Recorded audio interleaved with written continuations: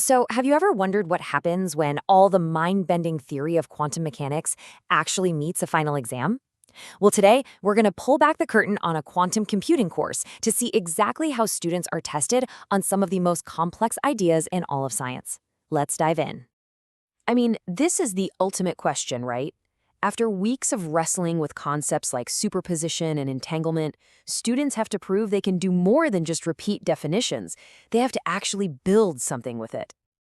The day kicks off, but maybe not how you'd expect. It's not straight to the code. First up, a classic 1-hour written quiz.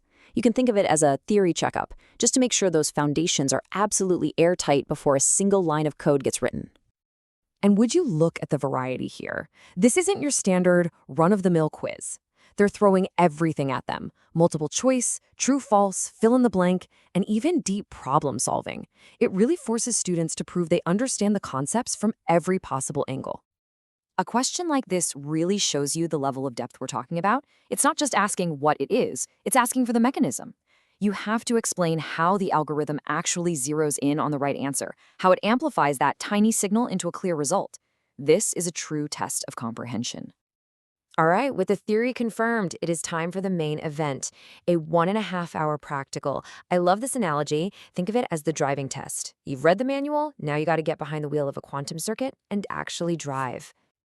And here's where it all comes together. The mission is to take these abstract, math-heavy algorithms and translate them into functional code using Qiskit. That's the open-source software kit for working with quantum computers.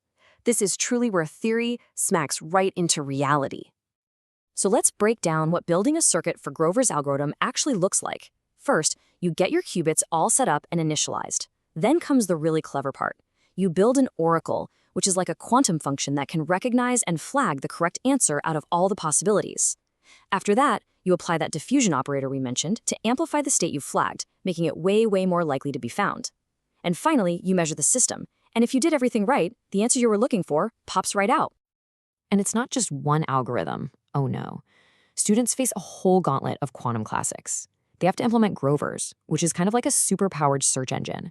Then there's Simon's algorithm, which is brilliant at finding hidden patterns in data. And finally, Bernstein-Vazirani, which can magically figure out a secret string of info in just a single go. Each one is a totally unique logical puzzle. But building these classic circuits isn't the end of the road.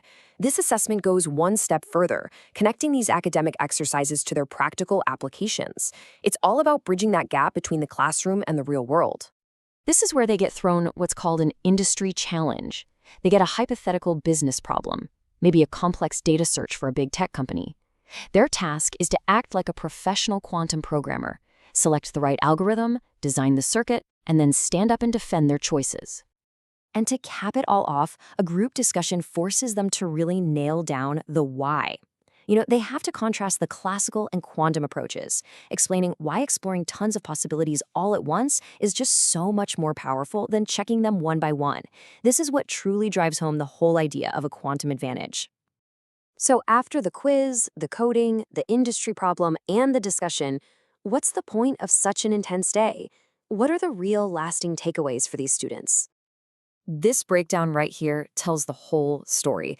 While hands-on coding is the biggest piece of the puzzle at 40%, it's not everything.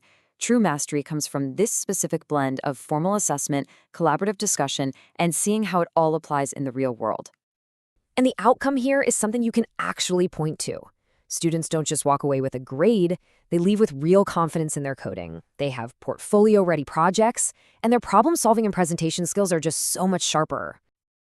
Just think about everything that was packed into this assessment. You have the intense quiz, the super complex coding challenges, the real-world problem-solving, and that deep discussion.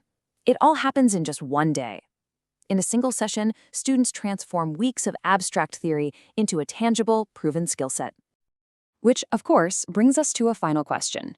We've seen how these students are learning to harness this incredible new technology. So if you had this skill, if you could build any quantum circuit you wanted, what problem would you solve first?